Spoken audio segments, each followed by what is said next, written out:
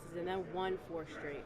What learning experiences and takeaways can you take from that to kind of help this team get back to where it wants to be? I think the biggest thing for us is just realizing that we're capable of bouncing back and capable of achieving more. Um, those 2 losses back to back, obviously it hurts, but I think when we had time to learn and really settle down on it, we learned a lot about what we can fix. And it's the same way going into this week. We know that we have a lot to fix, and I think the mindset is there. I don't know if y'all got a chance to really see practice, but the energy of practice was up today on both sides. I really loved it, enjoyed it.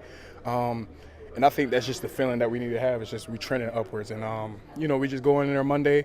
We can't think about the past. Obviously, it's things that we lost 2 back-to-back, but we have to look into the future, and we have to do what we have to do and execute. That's what we're capable of. Energy up, of course, because of you. You're always dancing out there. Obviously, Jalen Carter out. Big loss for this defense. What does that do, and how much shuffling will have to kind of go around to make up for what he brings to the table? Yeah, not much shuffling. We all hands on deck. That's one mentality we have as a defensive line. I know the young guys are ready. We've been training them since they've been here for that. And I was just really excited to get game experience, because the more game experience that they have, the more that they can play in these big-time games, and it won't affect them as much. But with the coaches that we have, I'm not concerned. Me and Mo is going to step up and do our part, and we have to make sure that we keep this thing rolling because, it's obvious that, we're going to be, missing Jalen, but at the end of the day, we just can't wait to get him back, and we have to keep working until then. We haven't seen much of Ty so far this year. What have you seen behind the scenes that makes you think he's ready? Practice reps. Going against the ones, offense, just the reps that he's getting against Landon, against Jordan Mailata, against Cam, all those kind of compound to add up. And so when he gets this opportunity to go against, a former Eagles player, Makai back then, or, somebody that's on the Chargers line, we have full confidence in him that he can go out there and execute. It's more about the mindset that he has, carrying it out there and understanding that he is meant to be here. He is here for a reason. And it's the same thing that I went through as a rookie. I kind of didn't have a lot of experience going into this. And, looking at the offensive line, I was like, man, these guys got years of experience on me. But as time goes on, the more experience that I have and more confidence, execution breeds confidence. And, we just want to make sure that we execute first, and then the confidence comes. What was the messaging this week after, the struggles in run defense against the Bears? What was the messaging from that? Technique. I think the Bears was an eye-opener, and it was kind of like Atlanta last year. Just the things that they're attacking us with and how they're going to attack our defense because, it's very few and far between that we're going to get, a lot of pressure straight up. It's going to be a lot of side to side. They want to try to take us out of the equation. So, we have to be prepared for that. Not every team is going to play like that. Not every team is going to have a scheme like that. But when we do see those schemes, we have to make sure that we're alert for them. And it's a copycat league. So for what we see this week, we might see next week or the week after that from another team. So it's just really just kind of being mindful and being aware of that, understanding that this is the way that they're trying to attack us. And, when those times come, we have to make sure that we execute and go with the plan. You mentioned Makai. I'm sure you'll be lined up over him a few times. What's that familiarity like with him for you? I think about Makai as just a person and the player. And, I really miss him dearly. I'm not going to go out there and be like, I hate him or whatever. But, he's a big guy. He's a tall athlete. He has long arms. It's kind of a tackle in a guard spot. So, that kind of throws a wrench in a lot of people's plans. But we just understand that, the type of player that he is, his strengths and weaknesses, and we have to go out there and we have to exploit that. But I have nothing but good things to say about him. That's my dog. Anybody that's been a part of this team or team last year, they're always going to be my dog. And even now, because, those guys are good people. But, at the end of the day, we have a mission to do. We have to go out there and execute. And, we'll give, our handshakes and hugs at the end of the game. Jordan, how does Jalen's absence affect you personally? Does it change anything for how you play or what you do? I mean, I know that my role is going to be bigger going into this game. I don't have Jalen to, be right beside me. But at the end of the day, I know he'll be there. You be in attendance. But, it's just kind of different when you got your dog because I'm some dog. That's my dog. And, it's just I feel a lot more – it's just when we got all hands on deck, I'm at my most complete confidence because, it's everybody, and everybody eats. That's what we expect when we go into the game. Everybody on the defensive line, we expect to eat. And, just not having them, it's just kind of, it's kind of like a missing piece. You always want to be loaded at every position, but at the end of the day, we have to go out there, we have to stand up for ourselves, and we have to go out there and execute. And, I'm not worried about the execution part. You know, this is the team that we have. There's the mentality that we have. We'll go out there and execute every game. But, you know, it's just going to be for the 2 weeks or however long it takes for him to get back and recover, it's just going to be sad a little bit. Yeah, and you guys have, obviously you played 2 games without him and stuff, but those were kind of like last-minute type of things, like just having a week to prepare, like knowing that he's not going to be there, does that help at all? I mean, I guess I really can't say. It's like practice as usual for us. But we go. Hey, young bull, get out my interview. You drawn? Stop playing. But like I was saying, it's just practice. It's practice as usual for us. When he comes back and he's recovering and everything, we just get back to business. And we know the expectations outside of this building, sky high always. And despite losing 2 straight, you see this team right now with 8 wins, top of the NFC, top of your division. How much do you still feel like, despite the losses, the season is right in front of you? Yeah, I mean, our goal is to go 1-0 each week. At the end of the day, the record, whatever happens at the end of the season, we're ready for it, we're prepared for it. We just want to make sure that we have opportunity to play in the playoffs. But when that time comes, each week is just 1-0, 1-0. We worry about it when the time comes, but at the end of the day, we cross that bridge when we get to it. And speaking of Jihaad Campbell, the young bull, we were just talking to him about how this rookie year maybe hasn't gone according to plan to him. How have you seen him maybe grow in that adversity? I understand the impact of having good vets in your room. My rookie year, I'm sure everybody can attest to this, was not according to the plan that I wanted. But, it takes time to learn. It takes time to understand the game and understand that, the time that you're spending now, you might not be seeing the field as much as you want to, but the reps that you're taking, the reps that you're watching are invaluable. The things that you're learning from the guys like Nakobe and Zach and even Trotter, those are invaluable. And I understand, and I know he understands that, and I know he's learning, and Coach King's doing an amazing job with him. And when this time comes, he's going to be ready. So I'm not worried about that. We just have to go out there and take care of our business. Stop the little things, shooting ourselves in the foot, things like that. And just go out there and execute. That's the biggest thing.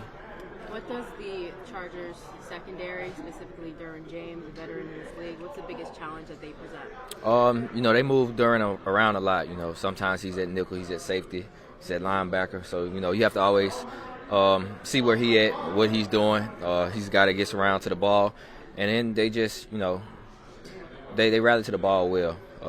They have the guys on the outside that are pretty good. They can get to the quarterback and things like that. And you have to go out there and execute and just know where 3 is at all times. What's it feel like inside the locker room? Obviously, the outside talk can be loud, but what's the feel as you head into a new week, coming off those 2, but obviously hoping to get better? Feel like I feel every week. Ain't no panic in here, no overreacting in here. That's all outside. DeVonta, we got kind of a closer look into how things operate on the sideline. There's a miscommunication between you and a quarterback. Is that a pretty common occurrence that when a play doesn't go the way one person or the other expected? Yeah, that's how you make adjustments. You can't just go to the sideline and not discuss what happened. So that's part of us making an adjustment on what we wanted and, kind of corrected it after that. How much does that happen during the course of a week too, when you guys are trying to get on the same page? It happens probably a lot early in the week. You putting the new game plan in. You getting out there trying to get the reps against the different looks, and sometimes, you get a look that you didn't necessarily see. You probably didn't have time to get that look in practice, and another day you get it. It happens a lot, but that's part of practice. That's what practice is for you to go out there to get the feel of it and things like that. These past 2 weeks, you got banged up in the games. How you feeling right now? Blessed. Those unscouted looks, Nick, KP have talked about them a lot this year, but have they been more prevalent this year from your perspective? Every game you're going to have unscouted looks. Nobody's going to come out there and, play the same thing that they were playing weeks before. Nobody's going to go out there and play you the same way they play other teams. So you're going to have unscouted looks every game. Now you have to be able to adjust to it. The first one they might get you because, you never expected it. But once you kind of get a feel of what they're doing on certain downs and things like that, we have to be able to adjust to it. How much do you have to be cognizant of where Derwin James is in terms of what they do defensively? He moves around a lot, it seems like. Yeah, you got a lot because, for us receiver-wise, depending on what personnel they have in the game, certain things change for us. And, sometimes he's at linebacker, so we may be thinking like he's the nickel or something like that, but he's actually the linebacker, and, it has nothing to do with us. So you have to be, cautious of, where he's at and things like that and know what personnel they're in. We haven't spoken to you since before the Dallas game. That catch down the sideline there, is Is that in your top rankings then? I don't know. I feel like that was just kind of normal catch, kind of. Yeah. That was a normal catch? Yeah, kind of. Is that the one that led to the injuries in that game? No. I'm sorry, I didn't hear what you said. You feel recovered from the stuff? Yeah, I'm fine. Good. How did you spend the mini buy? Is there anything that you feel like you learned or you were able to review? So what's interesting? I bought me a juicer, and I've been squeezing oranges, apples, and pineapples for the past 4 days. And let me tell you something. It's amazing.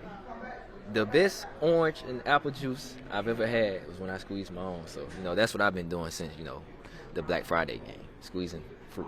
What's your favorite? The apple juice by far. You combine anything? No, Nick asked me that earlier, and I think I'm going to go home and do it today, so we're going to see how they go. What are you going to combine? The orange and the apple. Yeah. Do you have your own Jordan? Nah. I ain't going that far. Are you surprised how little juice you get on the one orange? So, honestly, the orange, I get a good little bit. It's the apples. You got to buy like 100 apples just to fill up a jar, but it's worth it. What kind of juicer is it? Like an automatic or? Nah, I do it by myself. Somebody told me to get the automatic, but I was like, doing it myself make me feel like I'm actually doing something instead of just putting it in the automatic. What compelled you to do it on Black Friday? Say what? What compelled you to buy it? What made you buy it? I was on TikTok, and I can't remember the guy's name, but he had one. And I just went and ordered the one he had, and I was like, oh, this nice right here. Not a Black Friday sale then. Nah, it wasn't no sale. And is it no coincidence that this is now why you're feeling better? Maybe. Have you brought any in to share with your teammates? I told a couple of them about it. A lot of these guys, they want to get the automatic juice instead of going out there doing it themselves, How's it compared to the juice bar here? They done made some crazy stuff. It's pretty good. I get them the edge. Playing good, you were playing well. Yeah. So do you take a lot of satisfaction and pride out of what you did? Like, I guess the first 10, 11 games.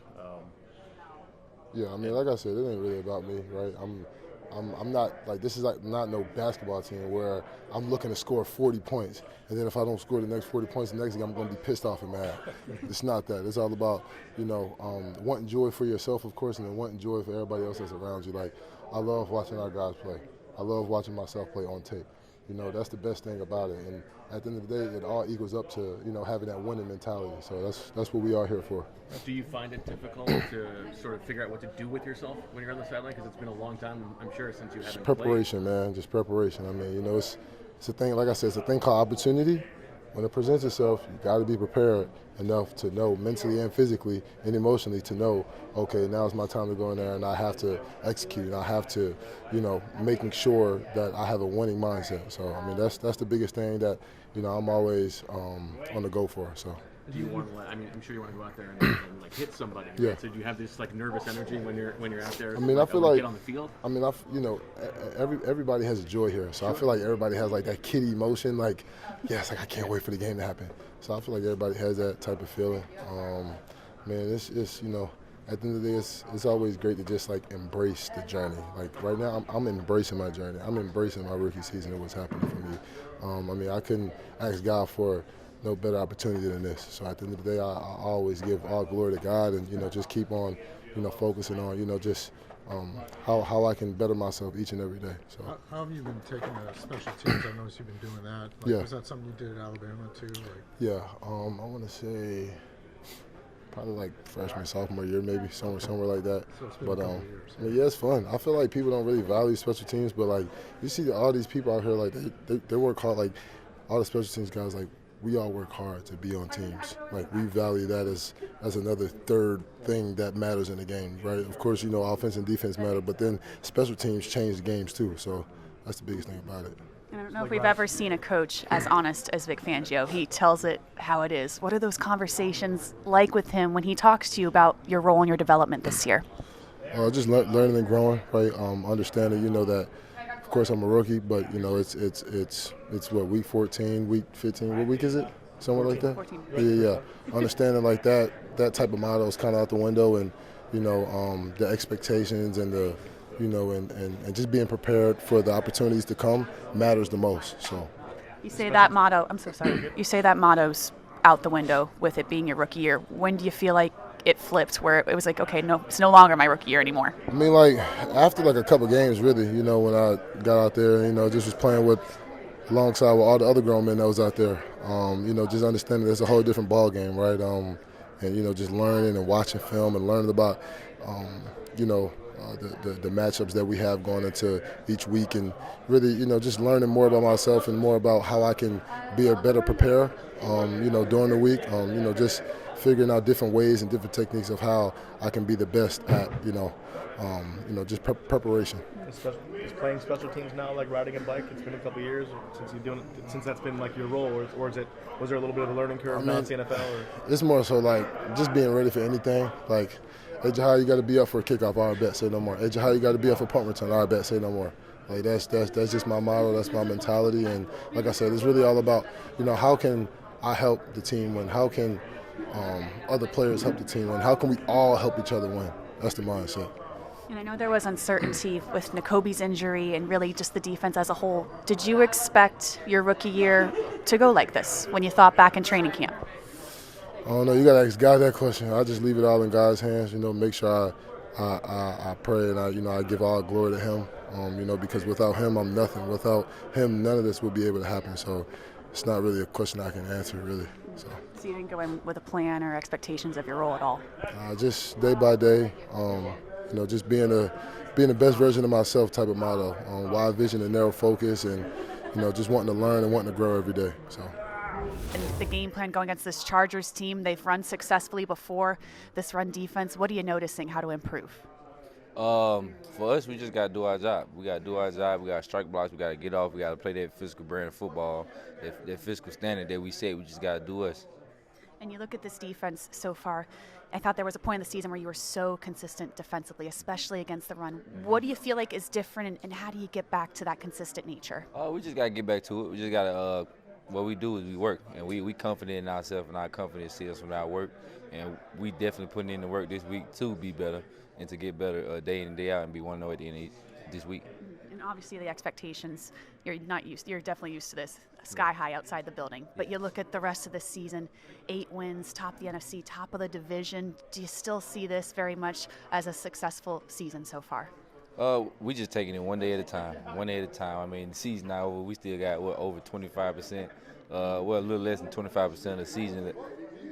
Yeah, the math is making sense. Yeah, over 25% of the season left. So we just taking it a week at a time. I know I am. I mean, I missed the first 6 games, so I'm having fun. But I'm taking it a week at a time. Just trying to continue to get better. We're trying to continue to get better individually, as a unit, and as a team.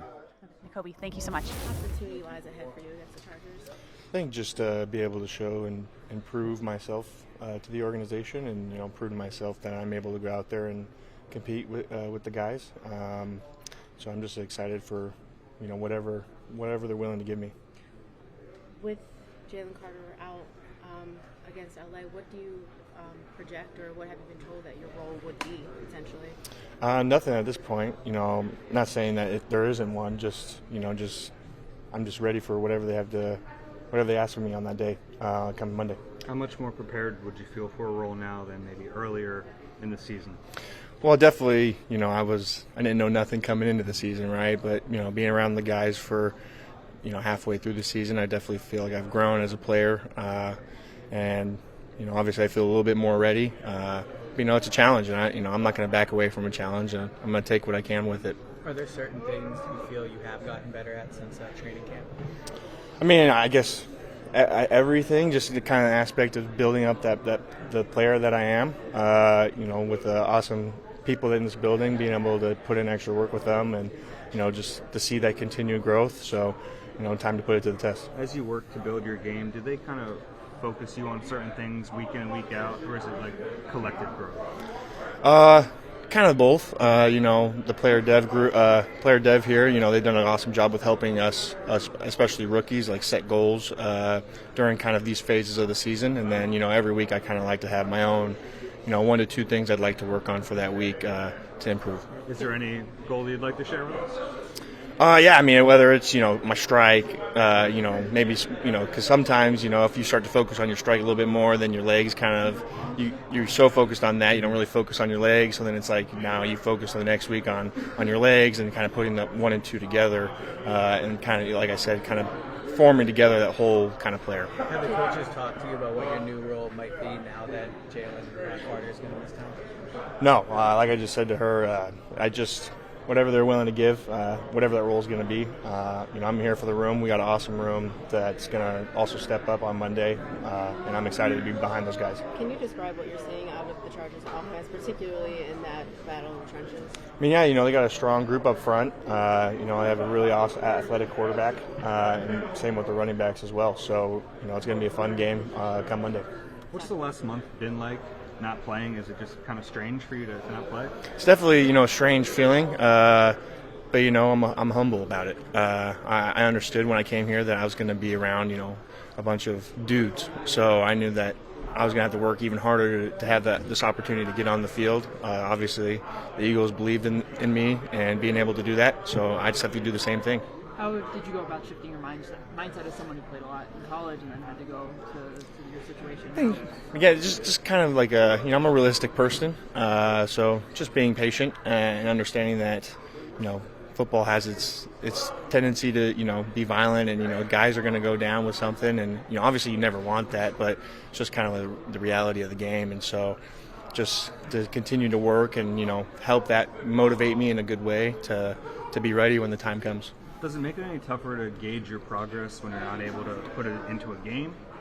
No, because, we go against, these guys up front in practice. One of the best O-lines in the NFL. I think it's a pretty good gauge. If I'm having a good day against them, things are going in the right direction. Ty, what's the biggest thing you've taken away from the mental reps? In what regard? Like to the defense or technique? Or yeah, to technique.